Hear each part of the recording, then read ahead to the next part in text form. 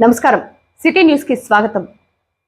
రాష్ట్రంలో 5 ఏళ్ల వైకాపా ప్రభుత్వంలో మద్యం అక్రమాలపై ఎన్ఫోర్స్మెంట్ డైరెక్టర్ ఈడీ విచారణకు ఆదేశించాలని, జగన్ దోచుకున్న 5,000 కోట్లు రికవరీ చేసి ప్రజలకే ఖర్చు పెట్టాలన్నారు. ప్రభుత్వ చీఫ్ విప్ వినుకొండ ఎమ్మెల్యే జీవి ఆంజనేయులు. ఛత్తీస్గఢ్, ఢిల్లీ కంటే 10 రెట్లు ఎక్కువ స్థాయిలో ఏపీలో మద్యం కుంభకోణం చోటు చేసుకుందన్న ఆయన, అందుకు కారణమైన ప్రతి ఒక్కరిపై చర్యలు తీసుకోవాలని ప్రభుత్వాన్ని కోరారు. గురువారం ఈ మేరకు అసెంబ్లీలో జరిగిన చర్చలో మాట్లాడిన చీఫ్ విప్ జీవి, మద్యపాన నిషేధం చేస్తామనే హామీతో అధికారంలోకి వచ్చి అదే మద్యంతో 1,000 కోట్లు దోచుకున్న ఘనుడు జగన్ అని ఎద్దేవా చేశారు. జే బ్రాండ్ల మద్యంతో వైకాపా నాయకులు ప్రజల ప్రాణాలు తీశారని, అవినీతి దోపిడీకి బ్రాండ్ అంబాసిడర్లు అయ్యారన్నారు. ప్రజల ప్రాణాలు, ప్రజల ఆరోగ్యంపై అతి దుర్మార్గంగా వ్యాపారం చేశారని ధ్వజమెత్తారు. నాసిరకం మద్యం తాగి 40 లక్షల మంది ఆసుపత్రి పాలయ్యారని, లక్షల రూపాయలు ఖర్చు చేయాల్సి వచ్చిందన్నారు. కొందరు ఇళ్లు, ఆస్తులు అమ్ముకున్నారని వాపోయారు. జీవి ఆంజనేయులు గారు, ధన్యవాదాలు అధ్యక్ష. గత ప్రభుత్వం మేము మద్యపాన నిషేధం చేస్తాం, మాకు ఓట్లేయండి అని వాళ్ళ ఎన్నికల మేనిఫెస్టోలో పెట్టి అది చేయకుండా ప్రజల్ని మోసం చేశారు అధ్యక్ష. అంతేకాదు 2024 కల్లా అసలు మద్యపానం అనేది లేకుండా చేసి ఓన్లీ 5 స్టార్ హోటల్స్కే పరిమితం చేస్తామని ప్రగల్భాలు పలికాడు అధ్యక్ష ఆ రోజు. కానీ ఏమైంది అధ్యక్ష? మద్యపానాన్ని అడ్డం పెట్టుకొని 1,000 కోట్ల రూపాయలు అవినీతి చేశారు అధ్యక్ష.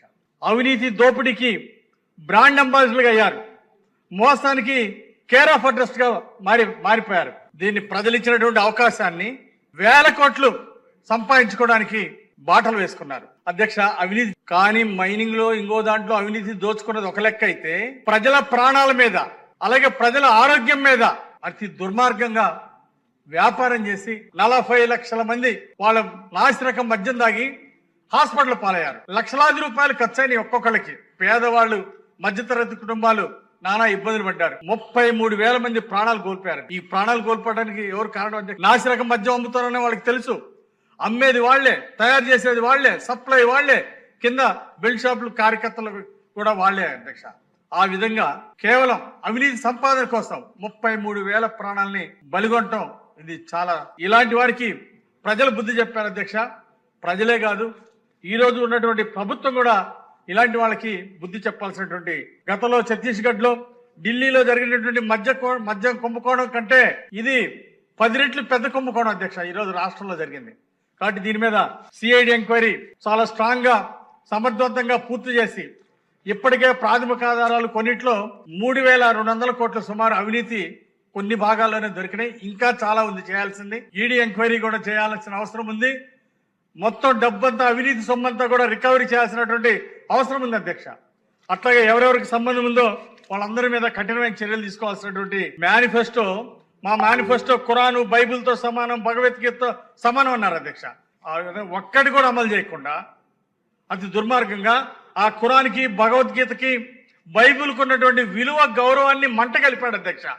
అలాంటి నాయకులు ప్రజలు ఇచ్చినటువంటి అవకాశాన్ని దుర్వినియోగం చేస్తారు అధ్యక్ష. మరి గతంలో నాసిరకం మద్యం మీద జరిగిన దాన్ని ఈరోజు ప్రభుత్వం చర్యలు తీసుకోవాల్సిన అవసరం ఉంది అధ్యక్ష. అలాగే వాళ్ళు కొత్త ఫార్ములా కనిపెట్టారు అధ్యక్ష. మద్యం రేట్లు పెంచితే, నాసిరకం మద్యం ఇస్తే, మద్యం రేట్లు పెంచితే మద్యం సేల్స్ తగ్గుతాయి అని ఒక కొత్త ఫార్ములా కనిపెట్టారు అధ్యక్ష. మద్యం, నాసిరకం మద్యం ఇచ్చినందువల్లనేమో ఆరోగ్యాలు పాడైపోయినాయి. మద్యం రేట్లు పెంచితే ఆర్థికంగా గొల్లైపోయారు అధ్యక్ష. కొంతమంది ఇళ్ళు, ఆస్తులు కూడా అమ్మేసుకున్నారు గత 5 సంవత్సరాల్లో. ఇప్పుడు ప్రభుత్వం 99 రూపాయలు అమ్ముతా ఉంటే క్వాలిటీ మద్యాన్ని, ఆ రోజు నాసిరకం మద్యాన్ని 230 రూపాయలు అమ్మితే కింద బెల్ట్ షాపుల పేరుతో మరో 50 రూపాయలు చెవిబిండి వసూలు చేశారు అధ్యక్ష ప్రజల దగ్గర. ఈ విధంగా అనేక దుర్మార్గాలు జరిగినాయి అధ్యక్ష. విచిత్రం ఏంటంటే, ఈరోజు టీ బంకోడి దగ్గర కూడా ఫోన్పే, గూగుల్ పే ఉంటున్నాయి అధ్యక్ష. అట్లాగే ఎక్కడ చూసినా ఫోన్పేలు ఉన్నాయి. ఆటో వాడి దగ్గర కూడా ఫోన్పేలు ఉన్నాయి. కానీ వీళ్ళు ఫోన్పేలు కానీ, గూగుల్ పేలు, డిజిటల్ ట్రాన్సాక్షన్స్ అలౌ చేయలేదు అధ్యక్ష. దానికి కారణం ఏంటి అధ్యక్ష? అప్పనంగా దోచుకోవడానికి బ్లాక్ మనీ విపరీతంగా 1,000 కోట్ల రూపాయలు సంచులు లెక్కేసుకోలేక ఇబ్బంది పడ్డారు అధ్యక్ష. 29 మిషన్లు అధ్యక్ష, కౌంటింగ్ మిషన్లు. గత ప్రభుత్వాలు అధ్యక్ష 29 తాడేపల్లి ప్యాలెస్ లో 29 కౌంటింగ్ మిషన్లు అధ్యక్ష. 200 మంది సిబ్బంది రోజు లెక్కేసుకోవడం, గోతాలు మోసుకోవడం జరిపోయింది అధ్యక్ష. ఈ విధంగా వేల కోట్ల రూపాయలు ప్రజల సొమ్ము లూటీ చేశారు అధ్యక్ష. స్వర్ణాంధ్ర స్వచ్ఛాంధ్ర విజన్ లో భాగంగా ముఖ్యమంత్రి ఆదేశాల మేరకు మరియు CDMA సూచనల మేరకు మార్చి 3వ శనివారం మార్చి 14 లోపు టీమ్ సింగిల్ యూసేజ్ ప్లాస్టిక్ వాడకం నిషేధం మరియు 120 మైక్రాన్ల కన్నా తక్కువ గల ప్లాస్టిక్ నిషేధం గురించి వినుకొండ పట్టణంలో మున్సిపల్ కమిషనర్ సుభాష్ చంద్రబోస్ ఆధ్వర్యంలో మున్సిపాలిటీ శానిటరీ ఇన్స్పెక్టర్ మరియు శానిటరీ సెక్రటరీలు, మేస్త్రీలు, పారిశుద్ధ్య సిబ్బంది పట్టణంలోని స్కూల్స్ కు సర్కులర్ ను ఇచ్చి విద్యార్థులకు సింగిల్ యూసేజ్ ప్లాస్టిక్, తడి, పొడి మరియు హానికరమైన చెత్త వేరు చేయటం వలన కలుగు ఉపయోగాల గురించి, హోమ్ కంపోస్ట్ తయారీ చేసే విధానంపై అవగాహన కల్పించారు. ఇందులో భాగంగా పట్టణ ప్రజలు సింగిల్ యూసేజ్ ప్లాస్టిక్ వాడకుండా మరియు 120 మైక్రాన్ల కన్నా తక్కువ గల ప్లాస్టిక్ నిషేధించడమైంది కాబట్టి జూట్ బ్యాగులు, క్లాత్ బ్యాగులు ఉపయోగించుకోవాల్సిందిగా సూచించారు. Introduce myself to you. This is Shamita from 7th standard. Our school name is Geetan's Global Mind School. మనమంతా ప్లాస్టిక్ ని నిర్మూలించాలి. ఎందుకంటే అది మనం ఉపయోగించడం వల్ల క్యాన్సర్ కు గురవుతాము మరియు అనేక రోగాలకు గురవుతాము. దీనిని నిర్మూలించాలంటే మనం జూట్ బ్యాగ్స్ ను లేదా పేపర్ క్లాత్ బ్యాగ్స్ ను ఉపయోగించాలి. మనం ఏమైనా తినే వస్తువులు ప్లాస్టిక్ కవర్లో కాకుండా స్టీల్ బాక్స్లో తినాలి. అప్పుడు క్యాన్సర్ రాకుండా, అనేక రోగాలు రాకుండా మనం అంతా జాగ్రత్తగా ఉంటాం. క్యాన్సర్, మలేరియా దోమలు వంటి డెంగ్యూ దోమలు కుట్టినప్పుడు మనం ఎక్కువగా ఫ్రూట్స్, వెజిటేబుల్స్ అలా తింటే వాటికి మనం గురవకుండా ఉంటాం. అవి ఎక్కువగా తగ్గాలి అంటే papaya leaves, papayas, fruits, vegetables అలా తింటే మనమంతా జాగ్రత్తగా ఉంటాం. ప్లాస్టిక్ నిర్మూలించడం వల్ల మన దేశానికి, సొసైటీకి, పర్యావరణానికి అందరం హ్యాపీగా ఉంటాం.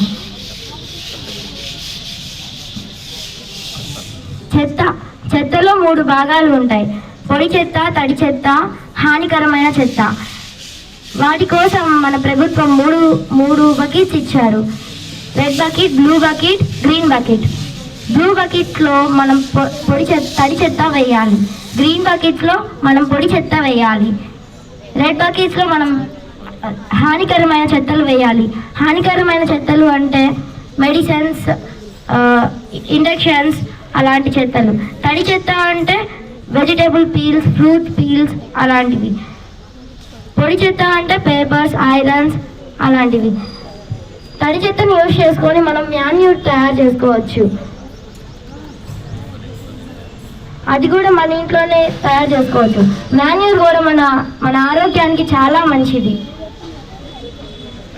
Thank you. Have a nice day. Ipuru మండలంలోని కొండ్రముట్ల గ్రామంలో గల జిల్లా పరిషత్ ప్రాథమిక పాఠశాల నందు యంగ్స్టర్స్ హెల్పింగ్ హార్ట్స్ వారి సహకారంతో 10వ తరగతి విద్యార్థులకు పరీక్షా సామాగ్రి పంపిణీ చేశారు. కార్యక్రమానికి ముఖ్య అతిథులుగా ఏజీపీ ముప్పాళ్ల జ్ఞానేశ్వరరావు, మాజీ సర్పంచ్ గంగవరపు శ్రీనివాసరావు పాల్గొన్నారు. ఏజీపీ ముప్పాళ్ల జ్ఞానేశ్వరరావు మాట్లాడుతూ యంగ్స్టర్స్ హెల్పింగ్ హార్ట్స్ ఫౌండేషన్ సేవలు అభినందనీయమని అన్నారు. నేటి సమాజంలో చదువుకున్న వారు ఏ రంగంలోనైనా ప్రతిభను కనబరుస్తున్నారని, మనిషికి గౌరవం, గుర్తింపు చదువు వలనే లభిస్తుందని ఆయన అన్నారు. ప్రతి ఒక్కరూ బాగా చదివి మంచి మార్కులు సాధించాలని, అమ్మాయిలు లా కోర్సు వైపు అడుగులు వేయాలని, అక్కడ ఎన్నో అవకాశాలు మీకోసం ఎదురు చూస్తున్నాయని అన్నారు. మాజీ సర్పంచ్ గంగవరపు శ్రీనివాసరావు మాట్లాడుతూ ప్రతి ఒక్కరూ బాగా చదువుకున్న పాఠశాలలకు, అమ్మా నాన్నలకు గౌరవం తీసుకురావాలని ఆయన అన్నారు. కార్యక్రమంలో ఫౌండేషన్ ప్రెసిడెంట్, సభ్యులు తదితరులు పాల్గొన్నారు. వినుకొండ నియోజకవర్గం dal and oil millers association భవనంలో నిర్వాహకులతో అఖండ జ్యోతి ప్రదాత, నిత్య అన్నదాత పూజ్యశ్రీ హిమాలయ గురూజీ సమావేశమయ్యారు. సర్వలోక కళ్యాణం కోసం త్వరలో జరగనున్న అతిపెద్ద మహాయాగం కార్యక్రమంలో భాగంగా ఈ సమావేశం నిర్వహించినట్లు శాంతి ఆశ్రమం ట్రస్ట్ నిర్వాహకులు ప్రకటనలో పేర్కొన్నారు. ఈ యాగం జయప్రదంలో భాగంగా సహాయ సహకారాలను త్వరగా అందించాలని, అందుకు డాల్ అండ్ ఆయిల్ మిల్లర్స్ నిర్వాహకులు సానుకూలంగా స్పందించారని, ఈ సందర్భంగా వారికి పూజ్యశ్రీ హిమాలయ గురూజీ మంగళ శాసనాలు తెలిపినట్లు వివరించారు. ఈ మహాయాగం జయప్రదంలో భాగంగా త్వరలోనే ఆయా సామాజిక, వ్యాపార, ఉద్యోగ ఇలా అన్ని రంగాల వారితో దశల వారీగా సమావేశాలు నిర్వహించనున్నట్లు వివరించారు.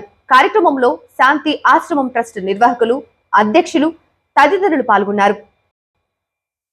సిటీ న్యూస్ ఇంతటితో సమాప్తం. తిరిగి రేపటి సిటీ న్యూస్ లో మళ్ళీ కలుద్దాం. అంతవరకు సెలవు. నమస్కారం.